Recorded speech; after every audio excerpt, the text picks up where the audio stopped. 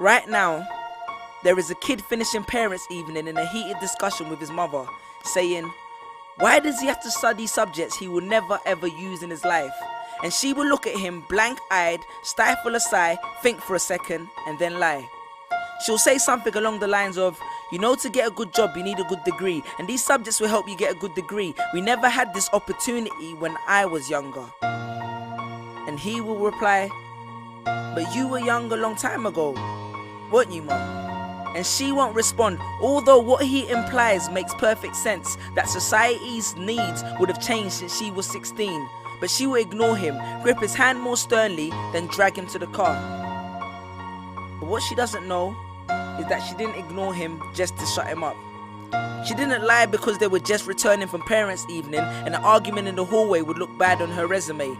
She won't lie because she's just spent the last 1 hour convincing a stern-faced teacher that she will ensure that her child studies more at home. No, she will lie simply because she does not know any better herself. Although her whole adult life she has never used or applied Pythagoras' theorem, pathetic fallacy, and still does not know the value of x, she will rely on society to tell her that her child, who has one of the sharpest minds in the school, is hyperactive, unfocused, easily distracted, and wayward. Students, how many equations, subjects, and dates did you memorize just before an exam never to use again? How many A grades did you get which were never asked for when you applied for a job? How many times have you remembered something 5 minutes just after the teacher said stop writing, only to receive your results 1 month later to realize that you were only 1 mark short of the top grade? Does that mean remembering 5 minutes earlier would have made you more qualified for a particular job? Well, on the application form it would have. We all have different abilities, thought processes, experiences, and genes. So why is a class full of individuals tested by the same means? So does that mean Sherelle thinks she's dumb because she couldn't do a couple of sums? And if this issue is not addressed properly, it then becomes a self-fulfilling prophecy.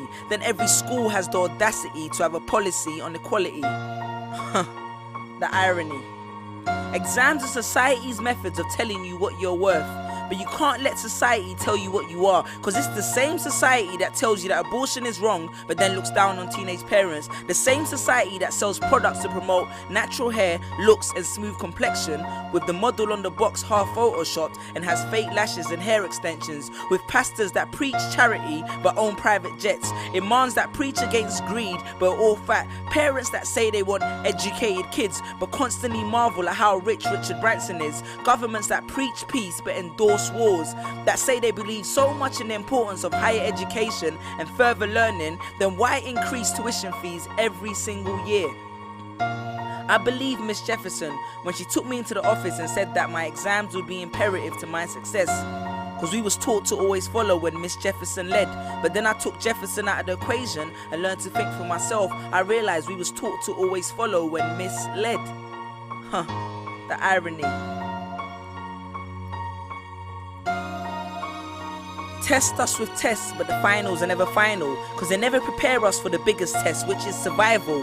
And what I suggest is fairly outlandish, so I do not expect everyone to understand this, except for the kids who knows what it feels like to be worth no more than that D or that A that you get on results day, and the ones whose best stories were never good enough for the English teacher, because apparently you missed out key literal techniques, did not follow the class plan, and the language was too informal for him to understand. But then he'd reference Hamlet and Macbeth, and you'd fight the urge to express your contempt by partially clenching your fist with only your medius finger left protruding in the middle of your hand, and then asked if he was aware that Shakespeare was known as the innovator of slang. Or the kid at the back of the class who thinks, why am I studying something that doesn't fuel my drive? But then when confronted with a maths problem, his eyes come alive. So this one is for my generation, the ones who found what they were looking for on Google, the ones who followed their dreams on Twitter, pictured their future on Instagram, accepted destiny on Facebook. This one's for my failures and my dropouts, for my unemployed graduates, my shop assistants, cleaners and cashiers with bigger dreams, my self-employed entrepreneurs, my world changers and my dream chasers, because the purpose of why I hate school but love education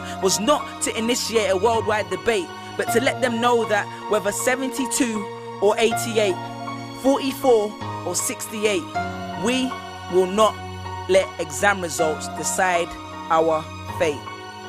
Peace.